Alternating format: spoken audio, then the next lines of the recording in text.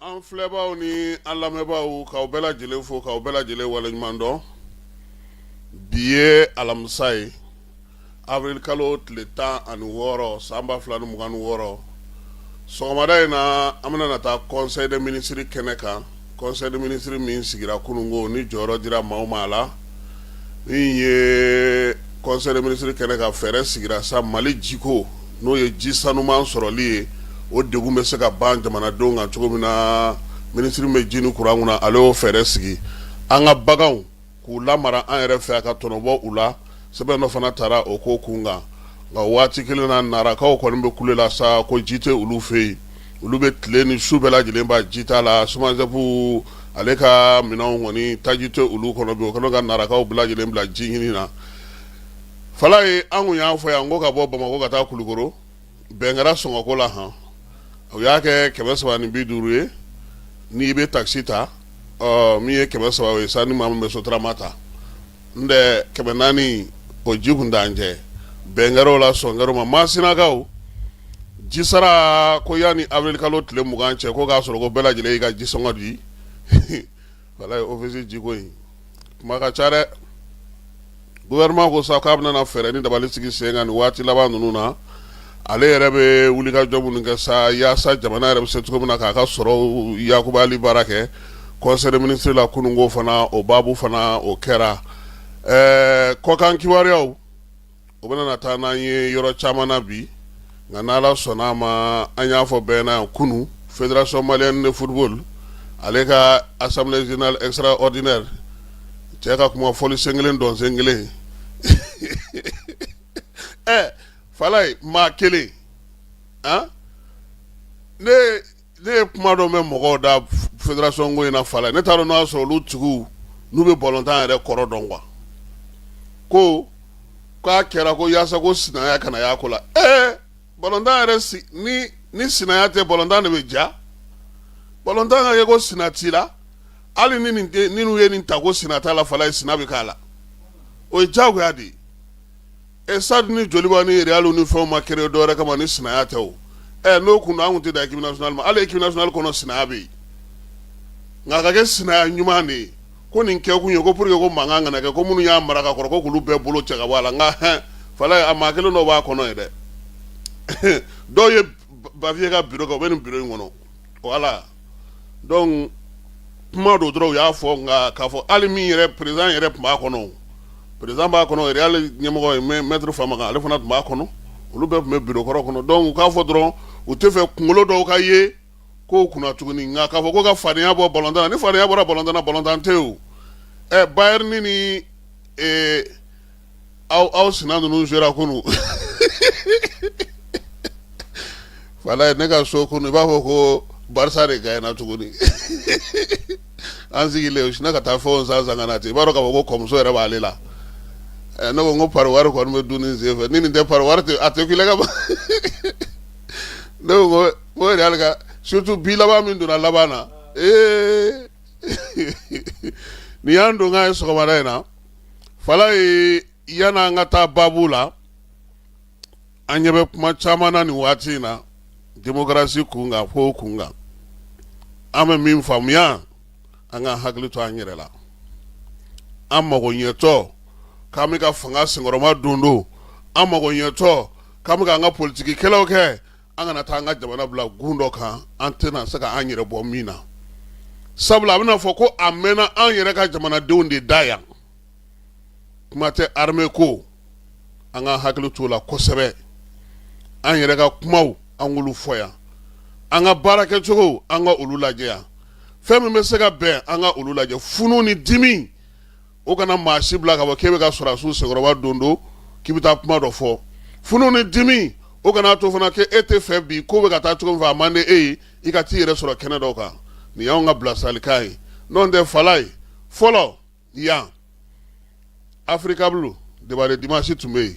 a y'a ka armée bɛɛ de ta ye armée bɛɛ de ta ye armée tɛ maa kelen si ka fɛn ye k'a fɔ k'i ta armée bɛ yen o de kama fɔ ko armée du Mali. O la Fala anw ka ligne fɔlɔ don anw bɛ fɛ bɛɛ lajɛlen ka armée dɛmɛ a gɛlɛyara cogo o cogo an ka sɔrɔdasiw dɛmɛ so wala na ma feka no fo sabula babu nunu akuma chara ni wachi na kosebe bololo sra olu sanfala falai ni tlefla labaina babu dobe sena kalango kunga minye école ministérielle professeur Sizavane ko ale ye bataki bo dogogun jan temeni ko mamunun tumbe nu tun bɛ baara kɛ école fondamentale ne école karamɔgɔw do n'u y'o baara bila ka taa ENSUP la ka taa dɔ fara u ka dɔnniyaw kan ko olu minnu taar'u yɛrɛ sɔrɔ camancɛ kalansow kɔnɔna bi n'o ye lycéw ye k'u ka segin u nɔ na premier cycle la fala ye baabu in école karamɔgɔw olu ko a ma bɛn olu ma bi a ma bɛn u ma sini ko sabula u ni ministre so tun bɛ kumana a ko kan yaasa fɛɛrɛ ka se ka sɔrɔ a la école karamɔgɔ dɔ ye laseli kɛ bɔlɔlɔ ka fala ye ale bɛ ɲɛfɔli k'a la an ka jɛ ka ko in lamɛn a nana cogo di ani ale ka faamuya ye min n'a la an ka jɛ ka o lamɛn. an filɛbaw an ka foli bɛ se aw ma école ko ale hukumu kɔnɔ don halisa an bɛna kuma mun kan bi o ye maître minnu bɛ yen ni licence b'u bolo surtout licence minnu bolo n'u ye ENSUP kɛ an y'a ye a bɛ dɔgɔkun kelen ɲɔgɔnna bɔ an ka ministère olu ye lettre dɔ bɔ k'a jira k'a fɔ ko maître minnu bɛ yen nɔ ko ni licence b'u bolo n'u ye ENSUP kɛ ko n'u bi camancɛ kalanso la walima n'u bi cap ninnu kɔnɔ ko k'a kɛ cogo bɛɛ la ko ka se k'u lasegin ka taa fondamental la c'est-à-dire mɔgɔ minnu bɛ yen n'u tun ye maître n'u tun bi premier cycle la ale ni deuxième cycle la n'o ye second cycle ye ni u kun taara université la u ye concours kɛ ka taa ENSUP la donc maintenant n'u ye san saba kalan kɛ ENSUP kɔnɔna na n'u nana n'a bɛ f'u ma ko professeur d'enseignement fondamental ni olu kuma bila classe kɔnɔ n'u bilala cap la dɔw fana bilala lycée ninnu niveau la o mɔgɔ ninnu olu de ko don donc a problème wulilen don fo syndicat d'enseignants dɔw bɛ yen nɔ olu kɔni y'u bolonɔ bila sɛbɛnna k'a jira k'a fɔ ko tarata nata n'u bɛ bɛn avril kalo tile 14 ma ko ka jɛ assemblée kɛ yɔrɔ bɛɛ lajɛlen la walasa ka se ka a kuma kɛ fɛn min ye syndicat kɔni a ma bɛn olu ma tuguni sugu si la ko ministère ye nin mun fɔ k'olu ma jɛn ni a ye mɔgɔ minnu bɛ yen n'u taara formation kɛ ENSUP la ko n'a fɔra k'u ka tila ka segin ka na fondamental la u nɔ na ko o tɛ se ka ɲɛ ko dɔw farala u ka grade kan o kɛra catégorie A ye k'u kan ka to lycée de la o problème de wulilen don bi ɔ n'i y'a lajɛ nin ko in a kuma fɔra a bɛ waati bɔ 2020 an ka segin an kɔ dɔɔni i n'a fɔ san 6 ɲɔgɔn na a problème wulilen fɛn min ye ENSUP ye ni o yɛrɛ bɛ mɔgɔw former o directeur ale ye bataki kɛ ka jaabili kɛ jaabi mun ni a y'a di ministère de l'éducation ma k'a jira k'a fɔ ko olu bɛ formation min kɛ mɔgɔ minnu bɛ yen n'u bɛ taa ENSUP la directement ni olu ye maître n'u bɛ premier cycle la second cycle la n'u taara ENSUP la ka san saba kalan kɛ k'olu b'u former fondamental de kama i n'a fɔ fondamental 2 ni o ye second cycle ko o kɔrɔmasuru ye jumɛn ye ko n'u taara yen nɔ san saba kalan in na n'u bɛna stage kɛ k'u bɛ olu b'u bila ka taa école fondamentale la n'u bila ka taa académie na académie b'u bila ka taa CAP la o CAP b'u bila école fondamentale la ni o ye second cycle pour k'u ka stage kɛ donc ko b'a jira k'a fɔ i bɛ stage kɛ yɔrɔ min na n'i tilala i kan ka tila ka taa fɛn min ye kalan de kɛ yen nɔ o tɛmɛnen kɔfɛ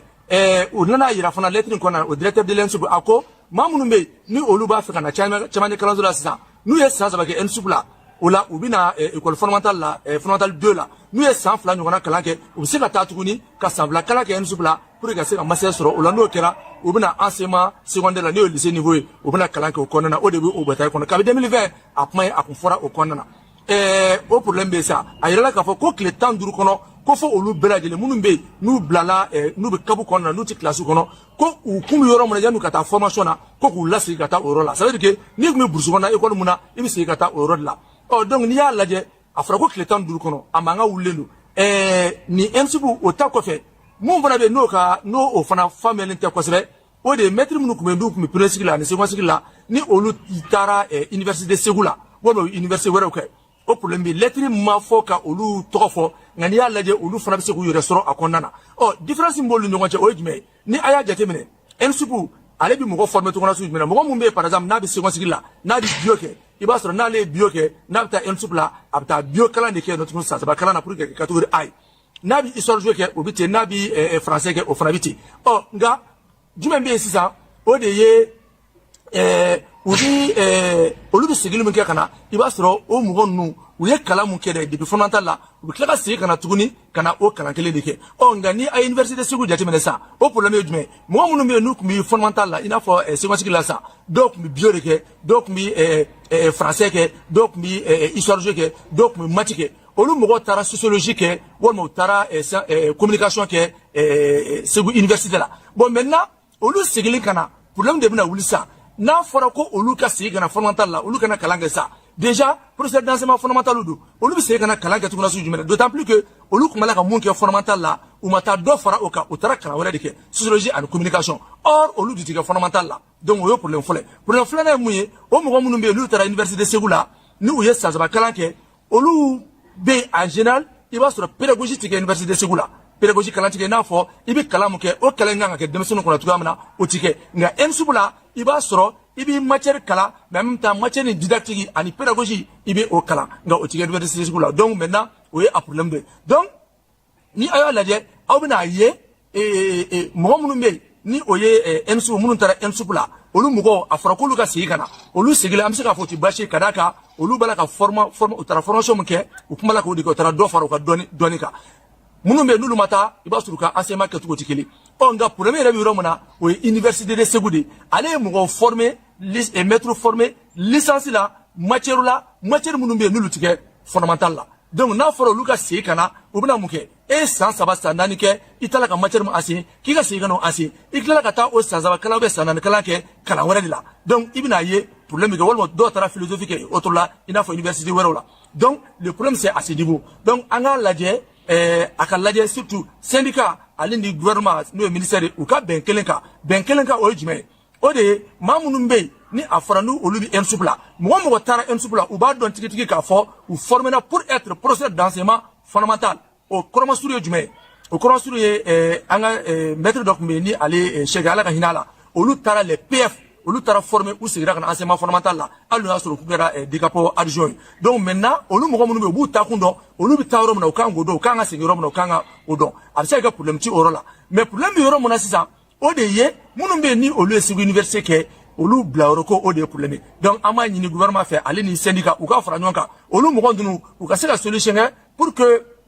ka taa fara hali dɔn ninnu kan u bɛ se ka taa ENSUP la cogoya min na ka se ka taa san fila kalan kɛ ka fara a tɔgɔ de ka fara u ka dɔnni kan pour que u bɛ se ka na enseignement secondaire la sinon tiɲɛ yɛrɛ la maa minnu bɛ yen ni olu taara ENSUP la ni olu ye licence kɛ olu ta ka nɔgɔn nka minnu bɛ yen n'olu ye université Segu kɛ olu ta de ka gɛlɛn kosɛbɛ kosɛbɛ ka d'a kan olu seginlen fondamental la u bɛ taa matière min kɛ n'o ye sociologie ou bien communication i bɛna ye k'a fɔ o tɛ kɛ enseignement fondamental yɛrɛ la fiyewu ɔ maintenant n'u nana bila enseignement secondaire la a dun fɔra ko o place ti o ye parce que enseignement secondaire la c'est vrai licencié catégorie A, mais il faut avoir la maîtrise ou le diplôme de l'école normale supérieure ou bien le master pour que se ka enseignement kɛ secondaire la donc ni problème mun bɛ yen il faudrait que mɔgɔ ka se ka a faamu an b'a laban ni mun ye o de ye catégorie caman de bɛ enseignement kɔnɔna na surtout enseignement secondaire kɔnɔna na ni an bɛna an da don la don nataw k'olu fɔ ni o ye ENSUP yɛrɛ ale ye mɔgɔ hakɛ mun former ENSUP ancienne formée ni o ye yanni 2002 cɛ ENSUP nouvelle formule ni o ye 10 ans kɛ 2012 o bɔra ani ENSUP mun bɛ yen nɔ sisan a bɛna ye a ka ca fo ka taa se université maîtrise olu ma an bɛna an da don la ka olu walawala donc an bɛ dugawu kɛ ala ka jisuma kɛ a fura ye. Cakɛda min sigilen don jago sɛnɛyali ni jagofɛnw dun ni o ko kunna an ka jamana kɔnɔ n'o ye DGCC a ko jamana kɔnɔna na a bɛ munumunu salola nin waati in na min ye minɛnw donni ani minɛnw jiginni an ka jamana kɔnɔ k'a lajɛ n'o y'a sɔrɔ juraw bɛ k'a kɛ a kɛcogo la u y'a yira sa k'a fɔ nin waati in kɔni na u ka munumunu salo sera yɔrɔ yɔrɔ u ye nisɔndiya sɔrɔ min ye sɔngɔko ta fanfɛla la sɔngɔ minnu fɔra halisa olu labatolen don da dumunifɛnko ta nasira la Bamakɔ n'a Lamini ni a Tɛnkudugu n'a Bolomadadugu u y'o yɔrɔ minnu kɛ marabolow fana kɔnɔna na u ka bolofara minnu bɛ olu fana ye wuli ka jɔ kɛ sa k'a lajɛ sɔngɔ kana na bali ka yɛlɛ k'a kɛ fɛn ye maaw tɛ se ka min san nin waati gɛlɛya in na o la sa u y'a yira sa k'a fɔ ko u yɛrɛ kɔni bɛ u ka ci caw bɛɛ lajɛlen na sa min b'a to min ye baara ninnu bɛɛ lajɛlen u bɛ se ka sigi sen kelen kan min ye DGCC maaw ye u ko ko sɔngɔ bɛɛ lajɛlen la kɔlɔsilen don wa min ye baaraw bɛna to senna fana laseliw bɛna kɛ don nataw kɔnɔna na yaasa ka se ka ɲɛfɔli kɛ jamanadenw ye DGCC kelen an bɛ taa kɔnɔna na nka an bɛ taa Kayikaw fɛ yen Fala ye litiri 18 gasoil k'o taara ka sira minɛ maa si tun tɛ sira min dɔn min ye araba tɛmɛnen ye tarata tɛmɛnen ye sa kɛ bolodara o ka Kayikaw fɛ nin kalo in tile 14 o la sa DGCC maaw yɛrɛ y'a yira sa ko f'u ka dɔ fara cɛsiri ni wulikajɔ kan yaasa nin waleya cɛjugu in a ka kɛlɛcogo juguman na anw ta ma kɛ dabaliban ye sa wa an bɛ taa taji ta degun na jamana bɛ jɛ musaka kɔ o taji bɛna kɛ wantɛrɛ ye essence de ye taji feere yɔrɔ ye Fala n'i taara essence dɔ u b'a f'i ɲɛna ko gasoil tɛ yen i bɛ lamini essence bɛɛ munumunu k'a ban u b'a f'i ye ko gasoil tɛ yen wa ni gasoil nana jigin ni yanni k'i kɔ munumunu k'i bɛ se ka mobili ta u b'a fɔ k'a banna litiri ba 45 o ka feere ka ban heure 1 kɔnɔna na dɔ ka fara ɲinini kan hali bi dɛ wa bi yɔrɔw bɛ Mali kɔnɔ Fala ye i yɛrɛ ka cɛ cɛkɔrɔba in min ye weleli kɛ ka bɔ Sevare k'olu ta bɛ ka feere kɛnɛ kan bɛɛ ɲɛna a dogolen yɛrɛ tɛ est-ce que DGCC tɛ yen de a kan ka sɔrɔ yen dɛ u ka wuli ka taa Sevarekaw ta lajɛ k'o sɔngɔ yɛlɛlen don yan ka so nin waati na min ye école ye a kun datugulen don ye Fala ye kabini kalanda waati kalanso kun datugulen don ye dugudenw y'a yira sa k'a fɔ ko min ye wolomasiri tabaw kɔni kalen ka n'o coko bamanansuwale kɛbaaw ni nijugawale kɛbaaw caman ye dugu bila pewu o la sa kalanso kɔni sera ka dayɛlɛ nka sisan fɛɛrɛ de bɛna tigɛ denmisɛnninw ye kalan bila yɔrɔ min ani ɲinanzan tɔ in o bɛna kɛ cogo min na nka kalanso ninnu dayɛlɛli nafaba ye min ye o ye k'a fɔ nin waati na denmisɛnnin caman yanga so kɔnɔna na olu tun taara pewu ka taa kalan kɛ bila dɔw taara san minnu tora dugu kɔnɔna na san fɛɛrɛ de bɛna ɲini sa olu bɛ se ka kalan tɔ laban cogo di kuma tɛ minnu tɛ ɲɔgɔn dan kilasi kɔnɔna na ka fɛɛrɛ sigi n'o y'a sɔrɔ fɛɛrɛ minnu na kɛ senna olu kɔni bɛ senna bi yangasokaw fɛ n'o tɛ yangaso tun ta ye kabako yɛrɛ Fala ye yangaso duguba in ko k'o kalanso datugu a kun gɛlɛyara banamagaw fɛ yen min ye wolomasiri tabaw ye maa 144 kalan wolomasiri taba kuraw olu nana fara wolomasiri tabaw ka gun kɔnɔna kan baara in min ye élèves militaires ye sa olu kɔnɔna sa a yɛrɛ ka fɔ ko muso 4 bɛ u la u y'u ka kalikasiyɛn kɛ ka jalaw d'u ma baara ninnu bɛɛ lajɛlen kɛra nin kalo in tile 14 banabagaw fɛ yen ninnu kɔni bɛna dɔ fara sa banabaga lakana ale ni dugu bɛɛ lajɛlen ka lakana maaw n'u bololaminɛw olu la kɔlɔsili narakaw y'a yira sa ko jiko gɛlɛya kɔni bɛ olu la nin waati na nara kin caman de bɛ f'i ka soli ka wuli wa ji yɛrɛ fana min bɛ pɔnpe kɔlɔnw na olu caman fana jalen min ye u ka kɔlɔnw ye olu fana jara wulikajɔ ni cɛsiri ni timinanja k'a lajɛ ji bɛ sɔrɔ yɔrɔ minnu na ni ji tɔn yɔrɔ minnu bɛ yen u bɛ k'olu de baara kɛ kin dɔ bɛ yen u b'a fɔ ma ko Sahel vert o mɔgɔ y'a yira sa k'a fɔ ko jiko dɛsɛ kɔni a kɛlen don kamanagawa ye olu bolo sɔgɔmada joona fɛ f'i ka soli ka wuli ka fɛɛrɛw sigi sen kan yaasa cogo min na i bɛ se ka ji sɔrɔ min bɛ kɛ tobilikɛ ji ye min bɛ kɛ koli ji ye min bɛ se ka kɛ fana mini ji ye bi budɔn kɔni camanba de olu de tontonnen don ɲɔgɔn kan dugudenw ko k'a kɔlɔlɔ bɛna kɛ min ye ni samiya ma don joona sabula ni samiyaji kɔnna ka don o ji dɔw bɛ u bɛ se k'olu minɛ ka baaraw kɛ ni olu ye nka miniji ko o de jɔrɔ wula sabula ni miniji sanuman ma sɔrɔ o kɔlɔlɔ ye min ye o ye banaw ye bana minnu sirannen don olu ɲɛ bi kulukorokaw fɛ yen Mali Croix Rouge ale ye sifa wari 16 bɔ k'o di yaasa samiya ɲɛkɔrɔla in na kulukoro dingɛw a fosew ni a jitɛmɛsiraw ko ka olu bɛɛ lajɛlen bɔ wari kɔni dira sa ka kɛ ni samiya ɲɛdɔn yanni samiya ka don ani ji ye tiɲɛni kɛ yɔrɔ min na kulukoro kɔnɔna na san ko o dingɛw ko ka se ka olu bɛɛ lajɛlen labɔ halisa kulukorokaw fɛ n y'a f'i ɲɛna kuma daminɛ na lafiya nana sisan sabula bɛn kɛra sɔngɔko la kulukoro Bamakɔ ale ni mobili sarako la ni maa b'a fɛ ka taxi ta sa o kɔni ye 300 ale ni 50 ye maa minnu bɛ yen n'olu bɛ sotarama ta olu ta ye 300 ye bɛn kɛra ka bolo dira ɲɔgɔn ma o la k'a yira sa k'a fɔ ko kɔni sɔngɔ ko kɔni ka fisa ni 400 ye bɛɛ bɛn n'o kan maa sinakaw ofisi maaw y'a f'u ɲɛna sa ko avril kalo tile 20 o na kɛ don laban ye maaw kan k'u ka jisɔngɔ sara samiya ko hukumu kɔnɔna na sabula o tun y'a yira sa k'a fɔ ko waati min kun fɔra o tun ye mars kalo tile 31 ye mars kalo tile 31 y'a sɔrɔ bɛɛ lajɛlen ma se k'a sara o la sa k'a ɲininen don sɛnɛkɛlaw fɛ maa sina n'a lamini bɛɛ lajɛlen kɔnɔna na avril kalo nata tile 20 o tɔ tora tile 4 ye sa dɛ o sera ka ban k'u ka se ka taa jisɔngɔ sara kurikaw fɛ denmisɛnnin minnu bɛ kilasi 9nan na ka se ka dɔ fara u ka dɔnniyaw kan ka se k'u dɛmɛ cogo min na yanni dɛfu ɲɔgɔndan cɛ o kɛlen don kurikaw ka kalanso maaw olu ka wulikajɔ ye bi o la sa u y'a yira sa ko dɔgɔkun furancɛ kilasi 4nan maaw kɔni kalan bɛ kɛ u kunna yaasa u bɛ se ka dɔ fara u ka kalan dɔntaw kan cogo min na yanni ɲɔgɔndan in cɛ école karamɔgɔ minnu bɛ yen n'o ye syndicat national des anciens ye di Mali ye sinem ale de kɛlen don ka nin waleya in sigi sen kan denbaw ni denfaw min ye kuurikaw fɛ ko k'u fo k'u waleɲuman dɔn sabula waleya in u b'a kɛ fu wa fana a bɛna fisaya denmisɛnninw ma minnu bɛ kilasi 9nan na maa paase ta u bɛ se ka caya cogo min na fala ye maa minnu minɛna ko fangandaraki utu kalo tɛmɛnen in na ni u ka ko tun bɛ kiiri tigilamaw bolo wulikajɔw ni cɛsiriw senfɛ sa yirala sa k'a fɔ ko nin waati laban in kɔni na maa bɛ se ka t'i ɲɛda u kan u yɛrɛ ka soladonba 2 olu sera k'u ɲɛda maa 2 ka maa minɛlen ninnu na min ye kumaɲɔgɔnyaw donnaw ni ɲɔgɔn cɛ n'i y'o ye fala ye o kɔrɔ ko labɛn de bɛ ka kɛ kiiri fanfɛla la sa u ka ɲininkaliw n'u ka sɛgɛsɛgɛliw bɛna daminɛ cogo min yanni kiiri ale ka dɔgɔda maa kɔni ma kɛ ala ye ka ko in gundo dɔ fɔlɔ sabula u ka soladonbaw m'u da don kuma na ka ɲɛfɔli kɛ maa ye fɔlɔ u ma bataki fana ci an ma nka an ye kibaruya sɔrɔ cogo min o b'a yira sa k'a fɔ ko min ye juge d'instruction ye sɔɔni ale bɛ sɔn ka labɛnw sabati maa ninnu ɲininkali ka daminɛ sabula n'u n'u ka avocat kumana u bɛ se k'a fɔ avocat ye nin y'an ka daluyaw ye an b'a fɛ an ka baara ka kɛ tan cogo la an b'a fɛ a ka sigi tan cogo in na ɲininkali bɛna na kɛ don jumɛn na aw kana aw sigi an kɔrɔ n'an dɛsɛra yɔrɔ min na a k'an bilasira an k'o baaraw kɛ yanni kiiri don cɛ nin kɔni nin diyara avocat ye kosɛbɛ fala ye wa nin diyara somaw caman fana ye a ka se ka to u ka se k'u ɲɛ da u ka maaw kan kɛrɛnkɛrɛnnenya la min ye kiiri yanni ale ka sigi sen kelen kan an bɛ taa fan fɛ an bɛ sɔrɔ ka na conseil des ministres ale kɛnɛ kɔnɔna na kunun ko n'o tun ye araba ye avril kalo tile 15 kuluba faama sigiyɔrɔ la ko ɲɛmaaya tun bɛ maa min bolo o ye général d'armée Asimi ye sɛbɛnw bɛɛ lajɛlen talen ka bila sa min ye conseil des ministres ɲɛbila sariya sɛbɛnw u ye bɛnkɛ o kan ka jɔyɔrɔ di maaw ma ministre ka baarakɛlaw ni baara bolodalenw u y'u da don o la ministre min bɛ ji ani kuranko kunna ale ye conseil des ministres ladonni sa ko fɛɛrɛ kɛrɛnkɛrɛnnen ji kɛnɛma bɛ se ka sɔrɔ cogo min na Mali yɛrɛ tɔgɔla fɛɛrɛ ji sanuman sɔrɔli ko la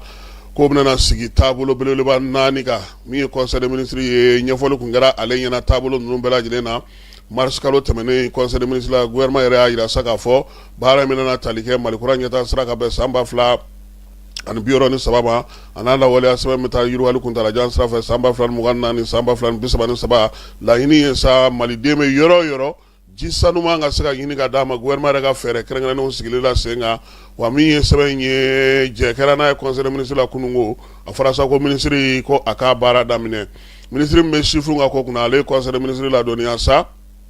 k'a yira sa k'a fɔ ko ɲɛbila sariya sɛbɛn dɔ b'ale bolo min bɛna tali kɛ mara kama bɔli ale ni farikolo ɲɛnajɛ la yiriwali la an ka jamana kɔnɔ min ye sɛbɛn 2nan ye o bɛ tali kɛ sa sɛbɛn in na waleyali ani fɛɛrɛ ni dabali ni dɔnko ni seko bɛ maa minnu na marabolow kɔnɔna na farikolo ɲɛnajɛ ale ɲɛnabɔli la an ka jamana kɔnɔ sabula nin waati na n'o y'a sɔrɔ jamana ye farikolo ɲɛnajɛ kɛnɛw sigi sen kan a ka kan bi Mali yɛrɛ ka i wasa don o farikolo ɲɛnajɛ kɛyɔrɔw la ka farikolo ɲɛnajɛ sigi sen kan o la sa an ka marabolo bɛɛ lajɛlen na sa k'u bɛna farikolo ɲɛnajɛ kɔni yakubali baaraw kɛ kɛrɛnkɛrɛnnenya la min ye farikolo ɲɛnajɛ bɛ se ka taa bɛ sigi sen kan cogo min na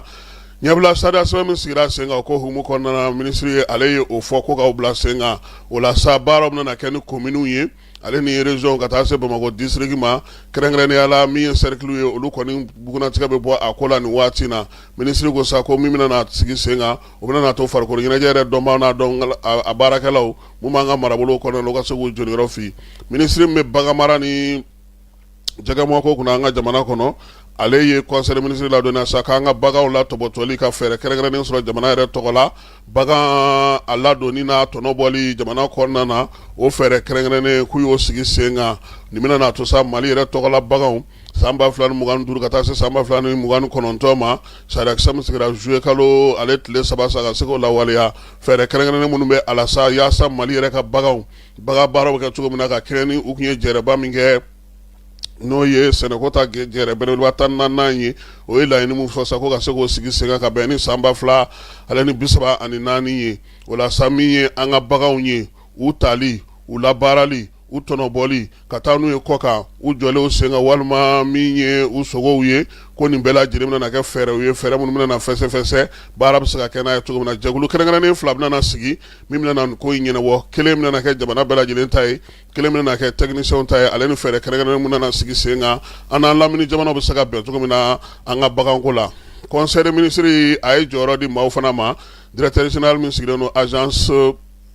fonds accès universel kunna sa o kɛra Balobo Sise ale bɛ premier ministre ka baarakɛyɔrɔ yamaruya kɔnɔna na ministre so min bɛ kiiri ni sariya ko kunna an ka jamana kɔnɔ ale ye chargé de mission dɔ ta o ye Mahamadu Gindo o ye sariyatigi ye madame Mariam Jama Sanogo o fana ye sariyatigi ye ministre so min bɛ donibafɔtɔlaw kunna an ka jamana kɔnɔ ale ni Sirabako ale ye inspection des équipements de transport o ɲɛmaa kura sigi o ko kunna o ye Youssouf Dambele administrateur civil ya ale chef de cabinet o kɛra min ye Mariam Touré n'a bɛ Jalolakaw ka sigi la ale ingénieur informatique la chargé de mission a y'o caman baden fana ta a fɔlɔ o ye Amadou Sango o ye kiiri tigilamaa ye filanan o ye Mahamadu Kamara ye ale ye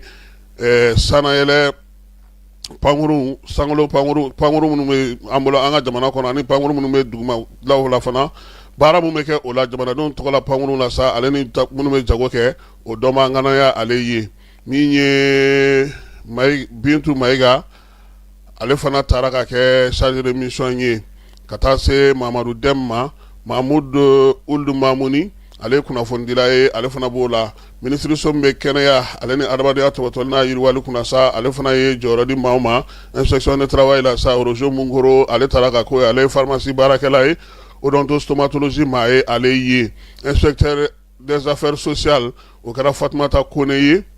ale ye administrateur civil ye chargé de mission o ye Cheikh Umar Touré ye o ka baara bɛnnen do histoire ni géographie o dɔngalaya ma Amsetu Touré ale ye journaliste ye kunnafonidila ni ɲininikɛla do Badara Alu Sangare o ye kiiri tigilamaa ye juriste ye ale ye ministre so min bɛ maliden minnu bɛ kɔ ka sa ale ye jɔyɔrɔ falen fana k'a ka ministre so la chef de cabinet o kɛra Amadu Jara n'u b'a wele ko Yalikuye ye ale ye conseiller des affaires étrangères ye ale taara ka kɛ chef de cabinet ye conseil technique sa o kɛra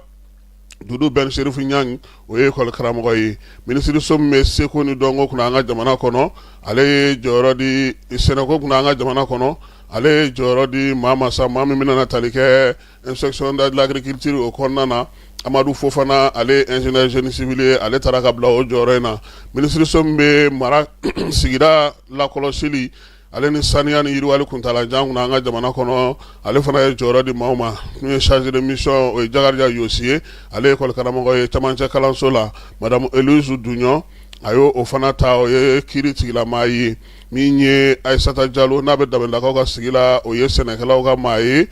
Cheikh Umar Traoré ale ye anthropologue ye min ye Fatumata Touré o ye professeur ye ministre so min bɛ seko ni dɔnko ni dunanjigiso ko kunna an ka jamana kɔnɔ ale fana ye jɔyɔrɔ di maaw ma min ye directeur de l'action culturelle ye o kɛra Cheikh Bukunta Karamɔgɔ Sisogo ye o ye école karamɔgɔ ye directeur min bɛna bila CICB kunna n'o ye CICB o kɛra Badara Alu Jakite o fana ye juriste ye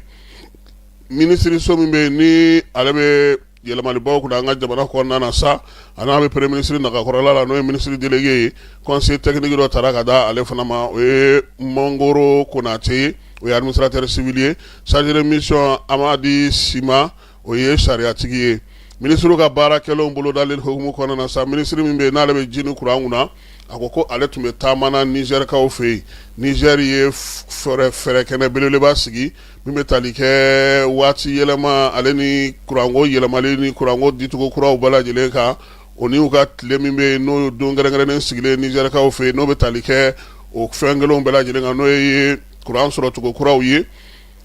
o baaraw kɛra Nizɛrikaw fɛ yen sa avril kalo tile 7 ka taa bila tile 8 na u ka faaba la Ɲame nin y'a siɲɛ fɔlɔ ye Niger yɛrɛ ka baabu dayɛlɛ a yɛrɛ ka jamana ni jamana wɛrɛw ni ɲɔgɔn cɛ fɛɛrɛ bɛ se ka sigi sen kan cogo min na min ye kuran sɔrɔ cogo wɛrɛw ye min tɛ taji ye olu bɛ se ka sigi sen kan cogo min ka tila ka dɛmɛni kɛ o sira la an ka ministre ye kuma ta kɛnɛ kan ye n'o ye Cɛmɔgɔ Tarawele ye a ye laseli kɛ sa fɛɛrɛ ni dabali minnu bɛ yen u bɛ se ka sigi sen kan ani nafa min bɛ baara in na a n'a bɛ se ka lajago cogo min na a ka kuma fana kɔnɔna na sa a ye sinsin min kan o se k'a fɔ ko nin kɛnɛ sugu kɔni min sigira AES tɔgɔ la a kan ka kɛ fɛɛrɛ ye u k'u bolo di ɲɔgɔn ma ka se ka jɛ ka baara ninnu kɛ ɲɔgɔn fɛ kuma tɛ nin waati in na jamana ninnu bɛɛ lajɛlen bɛ kuntilenna kelen kan yaasa ka se ka fɛɛrɛ sɔrɔ kuran ale sɔrɔ cogo kɔrɔ k'o dɔgɔya kosɛbɛ an ka jamana olu kɔnɔna na ministre min bɛ farikolo ɲɛnajɛ kunna an ka jamana kɔnɔ ani sifinw ka ko ale ye conseil de ministre ladɔnniya sa k'a yira sa k'a fɔ k'u bɛna farikolo ɲɛnajɛw boloda an ka marabolow bɛɛ lajɛlen kɔnɔna na n'a ma ɲɛ ko an ka marabolow kɔni bɛ yen ko bi ko farikolo ɲɛnajɛ kɛnɛw kɔni sigilen don kɔnɔna na sa k'u bɛna farikolo ɲɛnajɛ la yiriwali baaraw kɛ ɲinan ta bɛna tali kɛ farikolo ɲɛnajɛ taabolo 7 la 7 min bɛna kɛ ɲinan san ale kɔnɔna na a y'a yira sa k'a fɔ ko ni ɲɔgɔn da minnu bɛna kɛ u bɛna to sa kun ye futinɛ yelenw ye olu ka ye gouvernement yɛrɛ kɛlen don ka yɔrɔ minnu jɔ olu langolo kana to ten min ye baaraw ye fana u ka se ka kɛ ka se ka denmisɛnninlakaw k'u sen don farikolo ɲɛnajɛ kɛyɔrɔ ɲɛnamaw la kuma tɛ bi bi in na a minɛnw b'an bolo a kɛnɛw b'an bolo ko baara in ko a sigikun ye o ye minisiri fɔnba a ye conseil ministre ladɔnniya fana k'a yira sa k'a fɔ ko bɛ baara min sigi sen kan kuma bɛɛ n'o ye fasoden ɲumanya kalanso ye ko ɲinan ta bɛna daminɛ avril kalo ale tile 17 ka taa bila tile 30 la min ye baara kunfɔlɔ ye sa ale bɛna kɛ Bamakɔ yan kɛrɛnkɛrɛnnenya la k'a daminɛ sa avril kalo tile 18 ka taa bila tile 25 la min ye kalanso ye sa u y'a yira sa k'a fɔ ko a kɔni bɛna siɲɛsi min ma fasoden ɲumanya ale la yiriwali kɛrɛnkɛrɛnnenya la fasodenw bɛ se ka jamanadenw denmisɛnninw bɛ se ka faso dɔn cogo min na ka faso dɔn ala kari yaasa ka se ka baara kɛ ni fasoden ɲumanya miirinaw ye ka se ka jamana fana kɔkɔrɔma don waati gɛlɛmanw kɔnɔna na zen ta maa 200 o de bɛna ka bɔ Bamakɔ kɔnɔna na Kati Kita Kulukoro Joyila maningalakaw fɛ yen maliden minnu bɛ kɔ kan ale ni diaspora n'o ye AES maaw ye maa 800 sifinnakaw la sa ka bɔ an ka marabolo kɔnɔna na olu bɛna fara olu kan o marabolo ye Buguni ye Baɲangara San Nyoro Tawdeni ani Menaka ka fara min ye denmisɛnnin minnu bɛ bi n'olu bɛ yan Bamakɔ kɔnɔna n'u kɛlen don k'u sigiyɔrɔ bila baara in sa ko a kɔni bɛna taa kɛ kalan ye kalan min bɛna to cɛfɔ ni kan bɛn jamana kanu jamana tabiyaw jamana taabolo ni jamanadenw ka ko faamuya cogo o kalan bɛna k'u kunna Mali kanw olu bɛɛ lajɛlen fana bɛna yakubaya ko in kɛnɛ kan minisiri min bɛ baara ni baaradege ko kunna an ka jamana kɔnɔ ale conseil des ministres ladɔnniya k'a yira sa k'a fɔ maa minnu bɛ yen n'olu bɛ baaradege ɲɛdɔnni na baarakɛyɔrɔ la olu ka tako 14 na ko bɛna kun cɛ 15 na o baaraw bɛna labɛn cogo min na ale ka kuma ye tali kɛ o la a y'a yira sa k'a fɔ ko minnu bɛ yen bi n'olu bɛ 14 na n'olu ka baara kan ka kun cɛ olu kɔni bilara ka taa jamana yɔrɔ caman na a kɛ kun ye u ka se ka taa baarakɛyɔrɔ la k'a dɔn k'a fɔ baara bɛ kɛ cogo min na min ye ko ka se ka olu ɲɛdɔn a bɛɛ lajɛlen taalen bila baarakɛyɔrɔ ninnu na lakɔlɔsiliw fana tun b'a la don o don sɛbɛn bɛ yen n'i nana n'i ma na o bɛ se ka dɔn cogo min ani ka se k'u ka baaraw kɛ cogo dɔn sa a yira sa k'a fɔ ko min ye maa 1600 ani 78 min filɛ nin n'olu taara Mali baarakɛyɔrɔbaw la 100 saradala sa 67 buruburu 17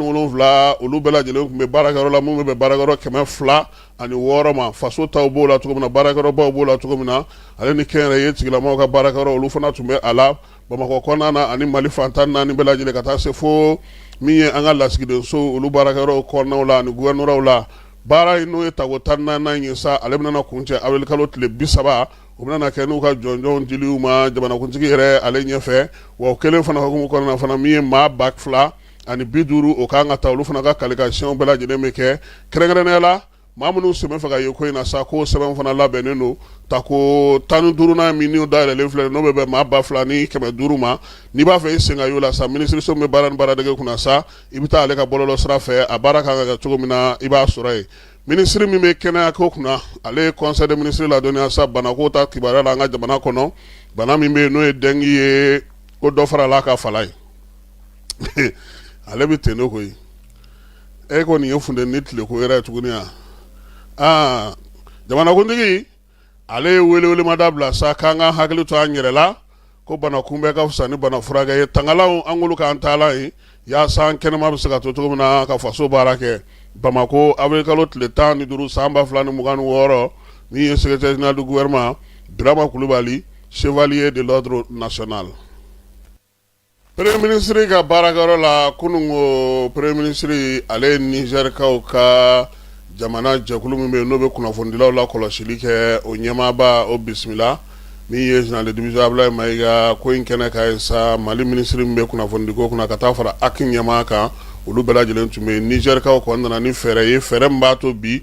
kunnafoni gafew ale ni kunnafoni co minnu bɛ AES kɔnɔna na olu bɛ se cogo min na ka jɛ ka kɛ jɛkuluba kelen ye ka fɛɛrɛ kelen sɔrɔ yaasa min ye kibaruya jugu olu bɛ se ka kisi cogo min na Ibrahim Manzo Jalo ale min ye jɛkulu ɲɛmaa ye Niger tɔgɔ la a ko k'a ka taama in tɛna dan Mali dɔrɔn ma ni Ala sɔnna ma a kan ka taa Burkina fana yaasa min ye AES jamanaw ye u bɛ se cogo min na ka jɛ sa ka u ka kuntilennaw bɛɛ lajɛlen kɛ kelen ye hakilinaba minnu b'u la ka se k'olu don ɲɔgɔn na kunnafonidiko ta nasira fɛ n'o y'a sɔrɔ AES télévision so bɛ yen bi arajo so bɛ yen a kunnafonidi gafe fana bɛ yen n'o ye sɛbɛnnikɛlaw ye a ka kan fana min ye bɛrɛbɛrɛliko ta nasira fɛ sa ka se ka ɲɛfɔli kɛ ka ɲɛ kosɛbɛ min ye jɛkulu minnu ye n'olu yɛrɛ bɛ kunnafonidilaw bɛɛ lajɛlen na kɔlɔsi olu ka jɛ ka jɛkuluba kelen fana sigi baaraw bɛ se ka nɔgɔya u bolo cogo min na AES bi ale kɔnɔna na halisa premier ministre ka baarakɛyɔrɔ la directeur général min bɛ n'o bɛ OAP kunna maanifin minnu bɛ hakili jagabɔ kɛ ka fɛnw dilan olu tɔgɔla jɛkulu min bɛ yen n'o bɛ Camerounkaw fɛ yen premier ministre a y'o ɲɛmaa fana bisimila Denis Luku Buso ale nana sa ka na ɲɛfɔli kɛ premier ministre ye maaw ye hakili jagabɔ kɛ ani fɛn minnu bɛ yen bi n'o ye maanifinw ka hakɛw ye u ka dilanniw senfɛ a kɛra livre ye a kɛra gafe ye a kɛra fɛn o fɛn ye n'a fɔ ma ko propriété intellectuelle ka se k'o lakɔlɔsili baaraw kɛ mais a kofɔlen kɔni y'a jira sa ko a nana sabula Mali ale kɛlen don k'o jɛkulu min sigi sen kan o yɔrɔ kura kan ka kurubo kari wa a y'a jira fana k'a fɔ ko a nakunba yɛrɛ ye min ye ko bɔgɔlan kan ka sɛbɛn i n'a fɔ Mali ta don bi sabula min ye bɔgɔlan ye min bɛ diɲɛ fantan naani bɛɛ lajɛlen fɛ o certificat k'o di Mali ma a nana ka n'o fana kuma fana fɔ mais a ko fɔlen premier ministre y'a fɔ k'a waleɲuman dɔn min ye ani ministre Musa Alassane Diallo min bɛ jagoko kunna an ka jamana kɔnɔ o tun bɛ ale nɔfɛ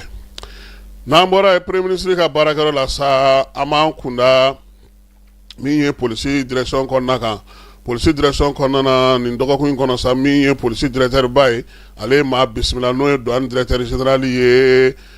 inspecteur général Cheikh Ahmala Diallo a n'a ka maaw olu nana sa ka na min ye balimaya taama na polisi direction kɔnɔna na kɛnɛ k'a ye polisi directeur d'an kan n'o ye contrôleur général de police Seydou Jara ye ka taa fara Yusu Kone kan u ye maa kofɔlen ninnu bisimila ka sɔrɔ ka baro sugu daminɛ Yusu Kone ka laseli kɔnɔna na sa a ye faloni ta ni ta ka ɲɛsin douane directeur ba ma a nana ka na b'u ye u bɛna se ka baara minnu sigi sen kan ka se k'u bolo di ɲɔgɔn ma u ko ko sa olu kɔni bɛ fɛ cogoya sugu bɛɛ la polisilakaw ye laɲini min gendarmelakaw ye laɲini min k'u fɛ n'o ye douanelakaw ye laɲini min k'u fɛ a ka se ka sigi sen kan ka se ka baara kɛ k'u bolo di ɲɔgɔn ma cogo min na bɛnkan ka sɔrɔ la ka kɛ sɛbɛn ye yaasa min ye douanelakaw ka wulikajɔ n'olu polisiw y'a kɛ ɲɔgɔn fɛ u ka se ka ɲɔgɔn faamu a kow bɛɛ lajɛlen fɛsɛfɛsɛ cogo la a n'a latigɛ cogo la o la sa douane directeur général n'o ye inspecteur général de douane Cheikh Ahmala Diallo ye a ye polisiw fo u ka bisimilaliko ɲuman na fɛɛrɛ ni dabali min b'u bolo a n'u kan ka jɛ ka jamana yɛrɛ ka hakɛw dafa cogo min na n'o y'a sɔrɔ douane ta ye musakako ye min ye kibaruya ɲumanw ye ale ni lakɔlɔsili ni lakanako o ye polisilakaw ta ye a ka kan waati o waati u ka jɛ k'u bolo di ɲɔgɔn ma baara bɛ se ka ɲɛ u bolo cogo min na a y'a sinsin o de kan fala ye min ye décembre kalo tile 31 ye san 2025 halisa douanelakaw fɛ yen yɛrɛ sa k'a fɔ ko musaka kɔni min ye miliyari 2,000 ani 663 u sera k'o de don jamana wakande kɔnɔna na minisiri Sanu ko ale bataki ci douane directeur ma k'a fɔ o waleya in na seko ni dɔnko ta na sira fɛ sa yaasa ka se ka seko ni dɔnko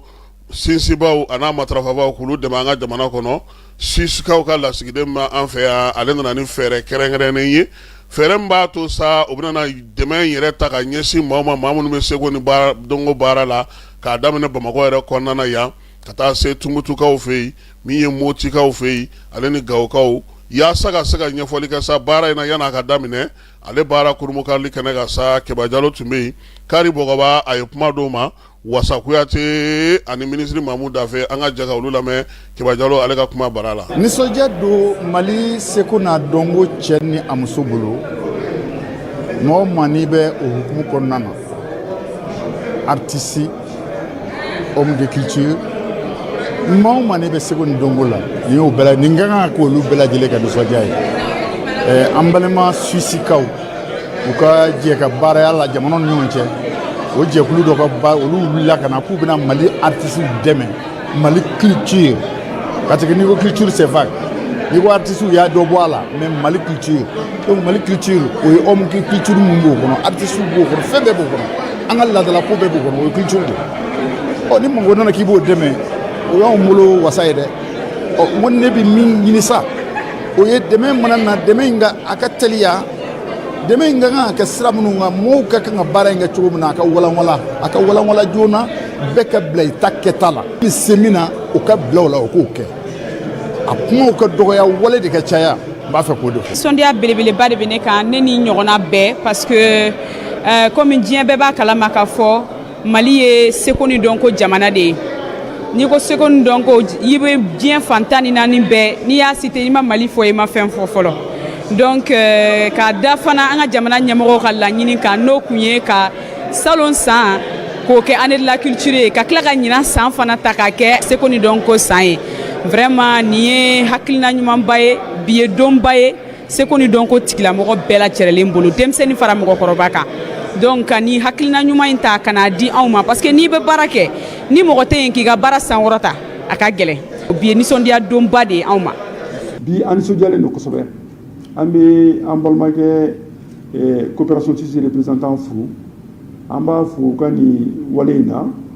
u sera ma ni nin projet ɲumanba in ye min bɛ non seulement baara kɛ Bamakɔ yan mais a b'a kɛ an ka togodaw n'an ka sigida yɔrɔ caman na donc a diyara an ye an jɛna k'an bolo di ɲɔgɔn ma an bɛ ka jɛ ka baara in kɛ ɲɔgɔn fɛ a comité de pilotage dirigé bɛ ne yɛrɛ de b'a diriger à partir du ministère de la culture donc o b'a yira k'a fɔ projet in taabolo ka ɲi parce que an jɛlen de b'a la projet tɛ k'a fɔ u kelen bɛna k'a kɛ mais u n'an bɛ jɛ k'a kɛ wa an hakilinaw fana talen don komi jamana yɛrɛ taabolo bɛ min yira voilà donc je crois que an b'u fo u ka faamuyali la o yɔrɔ la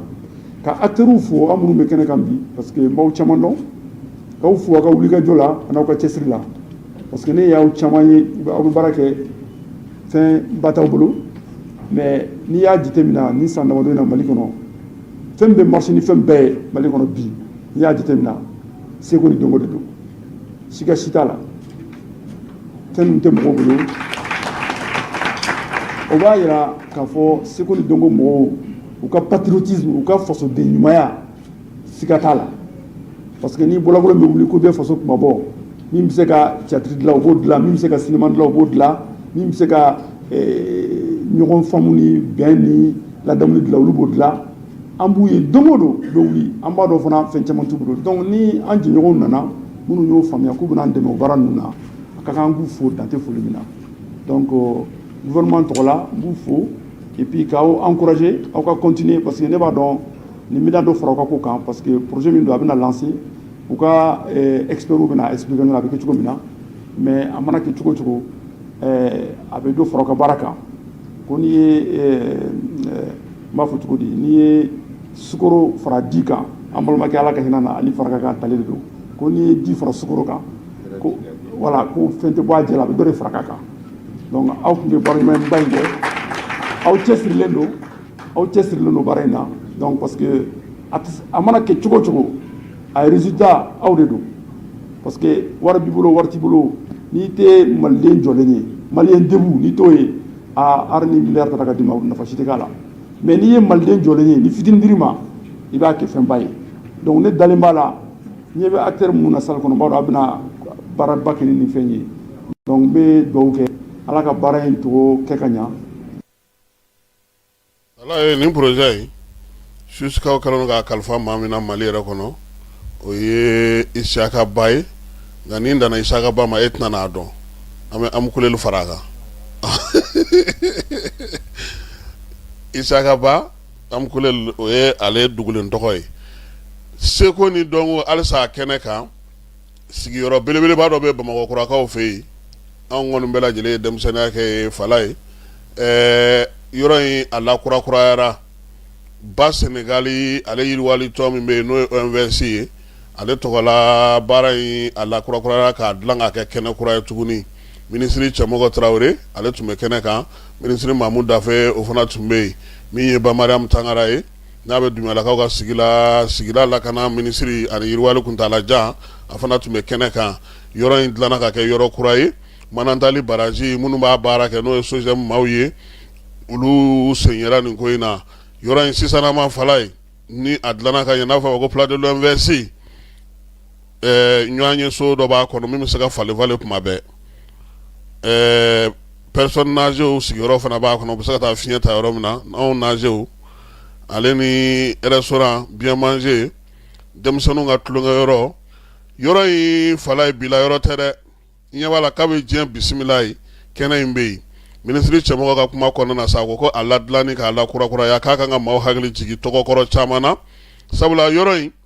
Jikɔrɔninkaw olu tun bɛ u ka mobiliw ta ye fɔlɔ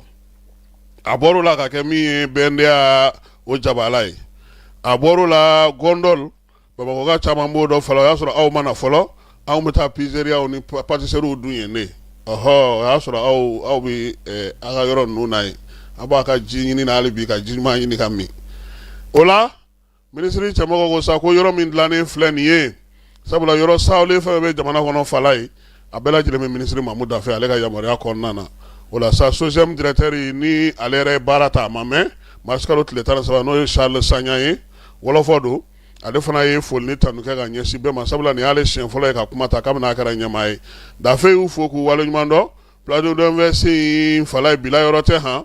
mi ye yoro nye adlana mi flanga nye ni ye aka mine ka nye aka toboto barakala munu me ku haklu to ala fleru ni femu flenu lu bingana na mado bi ni mfunde ni bayina ukuji aka na jade ho sabula bela jide tadu na mbora ya mite fa am soro na kokan kibare wala Burkina Faso ka fe avril kalo tle woro temene ministre me faso donga ko kuna no Mathias Traoré ye